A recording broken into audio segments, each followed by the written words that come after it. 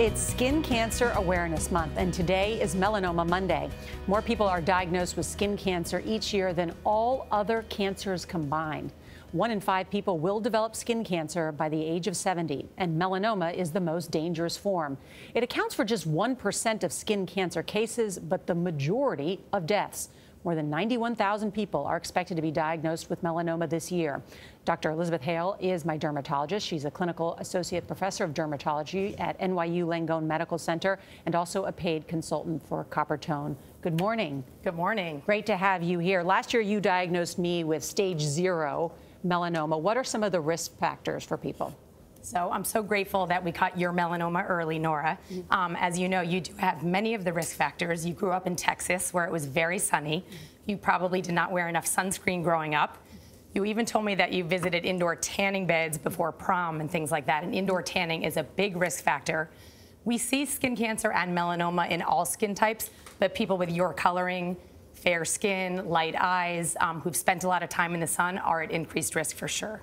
I thought one of the most interesting things I learned from this, too, was that tanning beds can increase your rate of melanoma by 75%. A lot of young women visit tanning beds. It is a big problem, and as dermatologists, we're really trying to help legislate this better. Some states already do not allow indoor tanning under the age of 8 linked to tanning. Then smoking is to lung cancer. So it's a real risk, and we're really trying to educate our youths and our adolescents to stay out of tanning beds and to use more sunscreen. Speaking of youth and adolescents, no parent gets more exercise than trying to put sunscreen on a child.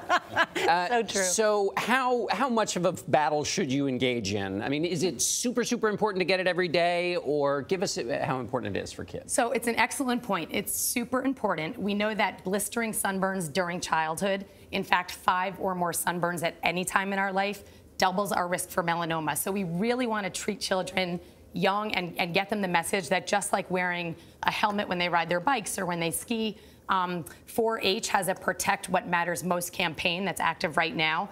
And it's really about giving our kids the power to engage in sunscreen themselves, so we're not the parents running around trying to put it on. And for my children, it's also important to teach them to stay in the shade when possible and to keep sun protective clothing on, hats, sunglasses, all of these things can help minimize our risk. Okay. And also reapply, right? Yes. Yeah, and to reapply. What's the best way to apply sunscreen? So we want to look for SPF 30 or higher, ideally sunscreens that say broad spectrum, which mean they protect from UVA and UVB rays. Ideally, we'll put it on 30 minutes before going outside, about the size of a shot glass to cover your whole body. And then, like you mentioned, to reapply. So if we're sweating or if we're swimming, we want to reapply ideally every 2 hours. But that's really in the spring, now that the weather's finally nicer, and in the summer. To your point about every day, when it's sunny outside, I do put it on my children every day, even before school. In the winter, I use it myself every day for many reasons, but on the kids, it's a struggle. But definitely now that the weather's warmer, we should get them and empower them to use sunscreen early. Well, we're so glad you're here. This is a good reminder as it's finally getting warm outside and the sun has returned on this Melanoma Monday. Thank you, as always, for your good care and advice. Happy to be here. Prevention. Thank you. And you can find more information about protecting yourself from the sun by visiting our website, cbsthismorning.com.